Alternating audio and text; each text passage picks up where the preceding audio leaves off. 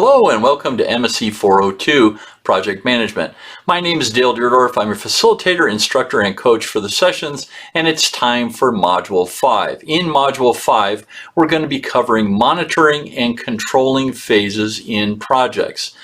The controlling of a project is where you can optimize it from an efficiency and effectiveness perspective, and that is one of the primary goals of a project manager, is to be able to control those through cost, schedule, and resources. So let's jump in, take a peek at what we've got lined up for Module 5. Congratulations on completing Module 4. A lot of that is behind you now. You'll be using that same information from a baselining standpoint, the earned value, the Gantt chart, the WBS, all those pieces, all that structure is going to be used when we close the project. You'll see a need for it there, but right now we're going to concentrate on monitoring and controlling.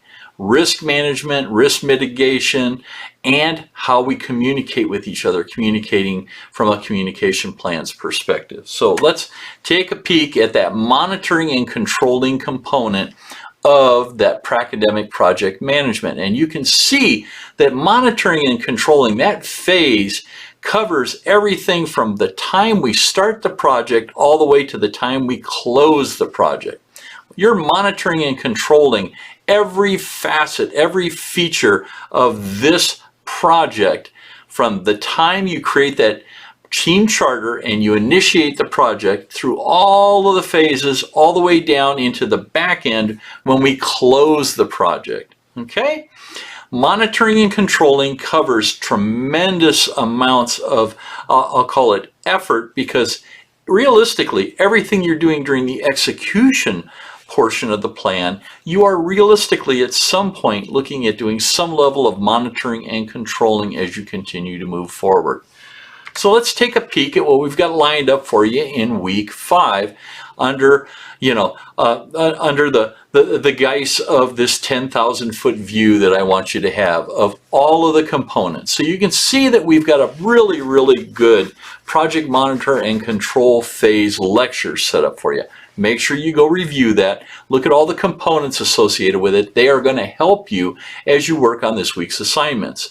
The lectures are dovetailed into the assignments, so they will help you understand how to do risk management, how to create a risk register, what that risk matrix would look like. They will then dovetail over into a communication plan, the elements that are necessary, how we may need to over-communicate at some point.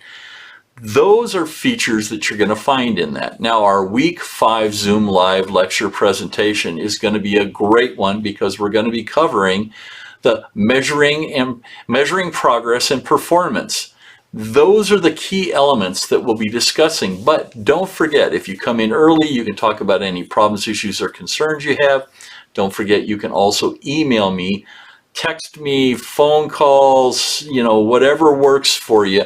Let's find a way to resolve any issues you've got. But we've got a great window of opportunity for us when we get into that week 5 Zoom Live lecture. You should be getting pretty familiar with having the polls at this point and understanding the term "it depends" can be a little bit of both sides of the coin. So once again, it's going to be another fun evening, not only putting you into breakout groups, but giving you an opportunity to respond to some of these polls. Now, if you can't attend the Zoom 5, the week 5 Zoom Live lecture, make sure you take advantage of the other option, which is to go in and review it from a video standpoint and then respond to the questions. You can get credit for it that way. Now, the other piece we've got lined up for you is going to be the PMO message. So once again, I put my hat on for the PMO for ECS.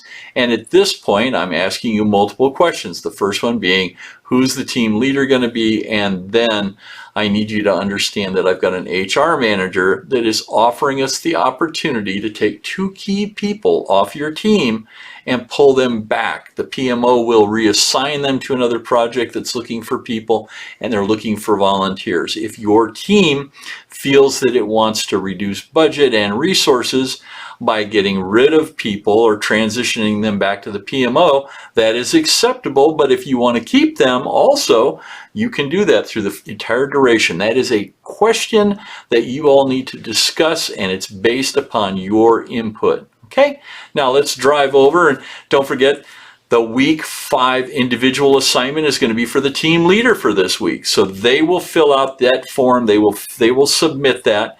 It is part of what will be handed off also for week 6 to the final project manager, who's going to be running the team for that week, running and leading, managing those activities, making sure that happens. So let's take a peek at what they are going to be handling this week. There's realistically 2 assignments that you've got in front of you. One is a management exercise that I think you're going to find very valuable for yourself, and it's something you can use everywhere and anywhere. It is a risk register. You need to put together a risk register, and don't forget, risks come in 2 flavors.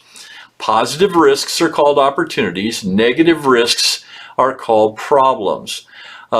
Typically, with the positive opportunities, they have a shorter time period. They may suddenly appear, and if you don't actually take advantage of it, they may be one and done. You may never get another chance to do that.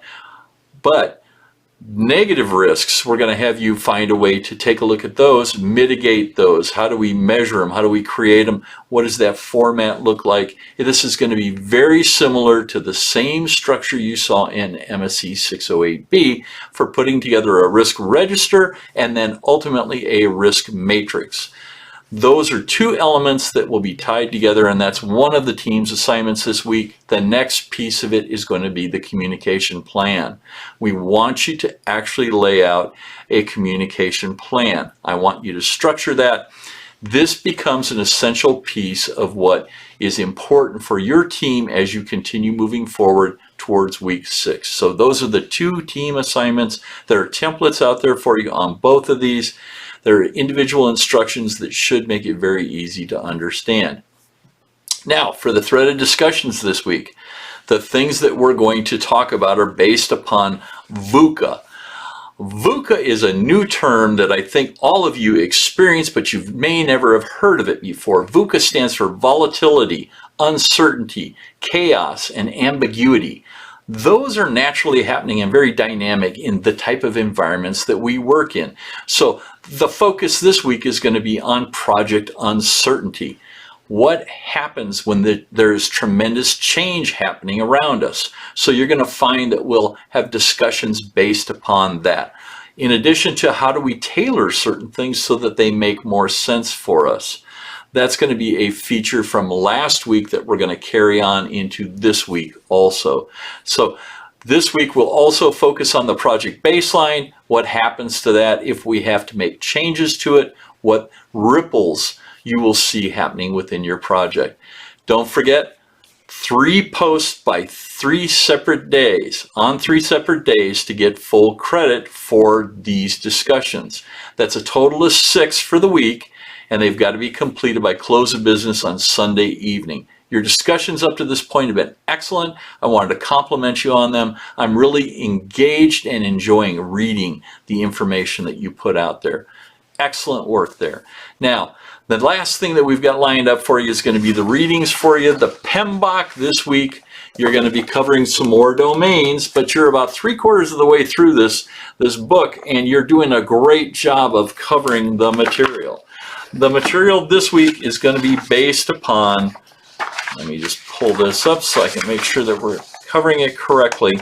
As I said, it's going to be covering tailoring. Chapter 3 is all about tailoring. So our discussion threads on tailoring and the parts I've got you reading on tailoring are going to dovetail into each other. You need to understand, how do we create that structure within a project that really lets you optimize the performance of it so that it's not obsolete, so that you're not looking at a process and saying, well, that doesn't make any sense. We don't even do half of that. So tailoring is, how do we customize that project management perspective so that we can do what we talked about in week 1, which is create value for the customer. that it is a system for creating value. So that's what you'll be covering through the PMBOK. And then finally, the last piece of it is going to be that project management book by Larson and Gray. We're going to bounce around a little on this one.